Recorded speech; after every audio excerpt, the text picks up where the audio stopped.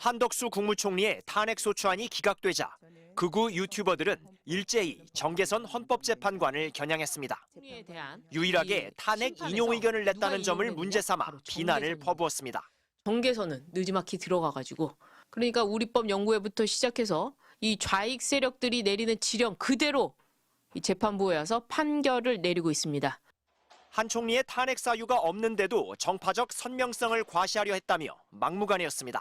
정계선은 문형배보다는 내가 더 선명성에 투철하다 이렇게 해서 자기 정체성을 드러내느라고 이게 탄핵할 사유가 아님에도 불구하고 탄핵할 사유다 억지 부리는 것 아니었을까. 전광훈 씨의 유튜브 방송에서는 정 재판관을 빨갱이라 부르며 해묵은 색깔론을 들이대기에 바빴습니다. 정계선 봐. 그 가정 좌파거든. 빨갱이고. 참 기가 막히네. 그 보면 가장 그 좌쪽에 있는 인간이 이제 정계선인데요. 정계선은요 차라리 북한 가서 사는 게 더 나을 것 같아. 문영배 헌재소장 권한대행도 표적이 됐습니다. 문 재판관의 기각 의견이 뜻밖이라면서 자택 앞 시위 덕분이라는 황당한 주장도 펼쳤습니다. 문영배가 의외의 모습을 보이고 있어요, 여러분. 그죠? 이게 여러분들에게 저는 의미가 깊다고 봐요. 지금 집 앞에서 하고 있는 판사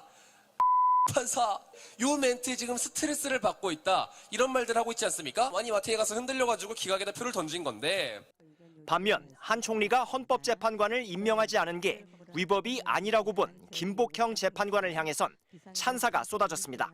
김복형 가닥의 선두에서 대통령 탄핵을 기각을 이끌어낼 최전선의 우리 그 자유파 가장 듬직한 믿을 만한 재판관이다. 재판관 8명을 계속 압박해 윤석열 대통령 탄핵 심판의 인용 의견을 없애겠다. 내란 옹호 세력이 헤어나오지 못하는 또 다른 망상입니다. MBC 뉴스 이용주입니다. 정계선 재판관은 8명 가운데 유일하게 한덕수 국무총리 탄핵 인용 의견을 냈습니다. 정 재판관은 한 총리가 헌법재판관 후보자 3명의 임명을 하지 않은 건 파면할 정도의 헌법 위반이라고 봤습니다. 또 내란 특검 후보자 추천을 제때 의뢰하지 않은 것도 수사권 논란이 해결되지 않는 문제를 초래했다며 파면 사유로 삼았습니다. 헌법 또는 법률 위반의 정도가 피청구인의 파면을 정당화할 수 있을 정도로 중대하다고 생각합니다. 헌재 다수는 한 총리의 재판관 불임명이 헌재를 무력화하려는 의도라고 보기는 어렵다고 했지만 정 재판관은 이를 조목조목 반박했습니다. 당시 헌재는 6인 체제로 심리 정족수도 채우지 못할 상황이었습니다. 정 재판관은 헌재가 탄핵 심판을 하지 못하게 된다면 국정 최고 책임자의 공백 사태가 언제 해소될지 예측할 수 없는 불안정한 상태가 지속돼 정치적 혼란과 경제적 타격이 극대화됐을 것이라고 지적했습니다. 한 총리가 여야 합의나 실질적 대의제 실현을 미임명 이유로 들었지만 실상은 소수 여당의 의도나 계획에 부합하는 일방적인 국정 운영이라는 겁니다. 헌법재판소의 내부적 상황을 이용하여 대통령에 대한 탄핵 심판 사건 진행을 지연시키거나 방해하고자 하는 일각의 의사를 고려한 것으로 정 재판관의 판단은 한 총리의 재판관 미임명은 위헌이 아니라는 김복형 재판관과 차이를 보였습니다.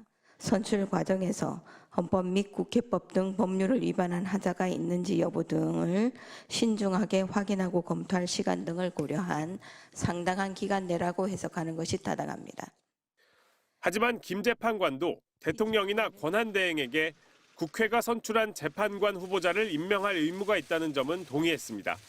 재판관 후보자 임명을 당연히 해야 된다고 써 있는 거예요. 그러면 이때 탄핵 소추될 때하고 다른 상황에 지금 3월 말 석 달 됐어요.